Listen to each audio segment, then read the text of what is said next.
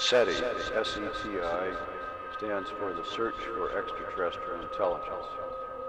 It's a word that describes a wide variety of different kinds of searches which are being made all over the world for evidence of the existence of other civilizations in space. Almost all of the searches that are being done with radio telescopes. Our goal is to detect in those searches radio and radar transmissions from other civilizations. The first result that will come from this is simply the knowledge that other civilizations exist in space. That, of course, will be an enormous milestone in the history of human civilization. Why do we search? It is because everything we know about our universe, about our planetary system, and about the origin and evolution of life on Earth seems to say that all of these things were the result of completely normal processes that occur in our galaxy. No special phenomena, no freak events were required for our civilization to exist as it does. Given the enormous number of stars in the galaxy which are like the sun, it follows that there should be many civilizations in our galaxy and in other galaxies. If they practice technology as we do, they are detectable. This is a recent development. Until a few decades ago, our instruments were not sensitive enough to detect reasonable manifestations of intelligent life. That is, they could not detect the same sorts of signals and power levels that we ourselves radiate. However, we have crossed an important threshold in that we have developed instruments which can detect signals no stronger than we radiate across the vast distances which separate the stars.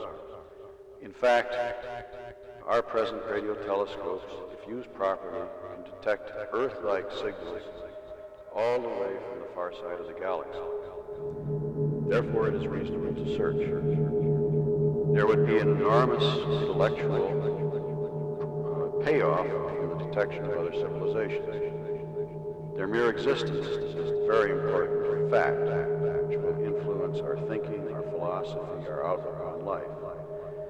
We will learn almost certainly facts of science, evolution, biology, and other places which we could not learn by any other means. We would see what prospects there are for the future of civilizations, what becomes of them, how do they manage their resources, what ways of life do they adopt. All of these things are interesting in their own right.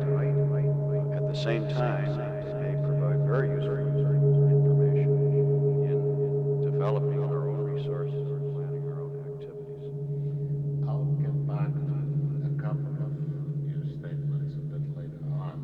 You obviously have touched on the subject, but I'd like you to be a bit more specific. According to your formula, ours is not the only civilization in the universe. Why do we start with the assumption, scientifically speaking, that there must be other civilizations?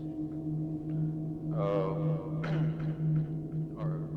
theoretical understanding of the formation of stars and our observations suggest that stars are formed. They are formed not alone, but must be accompanied by another object or objects. And indeed, about half the stars in the sky are double stars. We believe, from what we have seen, and our theories again, that the remainder of the stars, or indeed even some of the double stars, are accompanied by planetary systems. The theory of planetary system formation says that some of the planets in these systems will be similar to the Earth, and there's now been a multitude of experiments conducted in the chemistry laboratories here on Earth, which show that where you have a planet like the Earth, the chemistry of life develops quite spontaneously and with vigor. It does not require any special circumstances for the first steps in life to develop. We have not traced as yet the development of the first truly living things. We reproduce the construction of molecules of life, but not the first living things. But we are close to that. And again, there doesn't seem to be any special circumstances required to give rise to a living thing. Once you have living things, they compete for resources, food, ecological niches, and this is a driver for evolution to proceed. And so the picture is one where surely very complicated organisms will develop. Many places. Looking at the history of our own creatures, we see one thing which has always improved or increased is the capabilities of the brain. Other things have come and gone. The size of the speed at which they develop. One thing which has always increased is the brain. And this suggests that you will, in time, may take billions of years to develop intelligence wherever there is life. Now, that intelligence may, in time,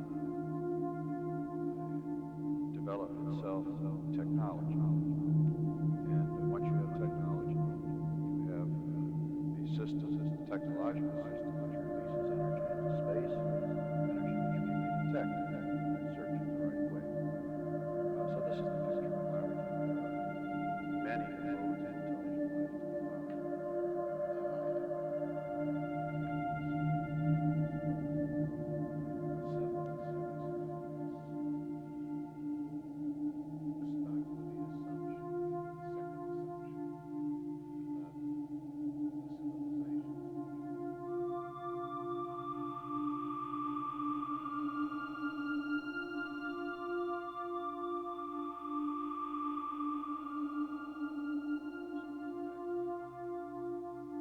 Project Cyclops can be constructed today using exactly that technology, which is run-of-the-mill technology.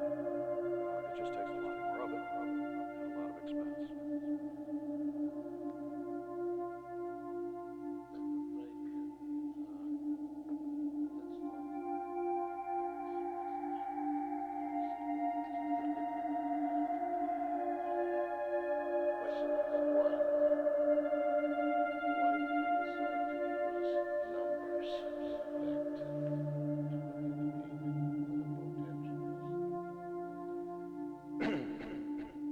Well, that's an interesting question, a very profound question, and that is, what should you say?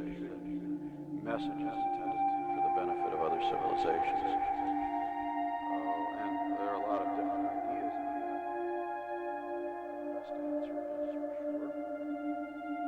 But one idea which is largely accepted is that we want to tell the other civilizations the special things about us and our system. We need not tell them basic science or mathematics. They know all that. So it's silly to tell them what the value of pi is, or what the structure of the carbon atom is, or something like that. They know all that.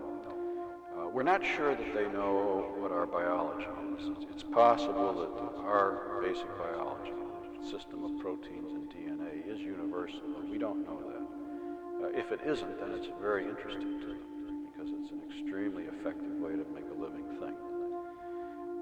So in any case, in designing the Arecibo message and other messages, we've always tried to put in only those things which are special, and we think perhaps unique to us. To describe most of those things, you have to describe things in numbers. Quantities count.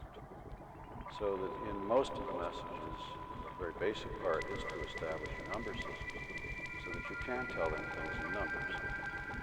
For example, in the Arecibo message, we thought it desirable to describe the structure of DNA. And to do that, you have to give the chemical formula.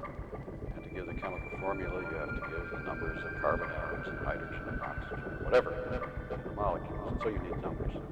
We also thought they would be interested in knowing how many there are of us. So again, you need to give a number, to give our size.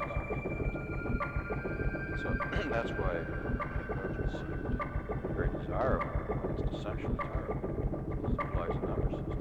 In fact, the Arecibo message is the first thing system used? Is the binary arithmetic system, logical simplest system?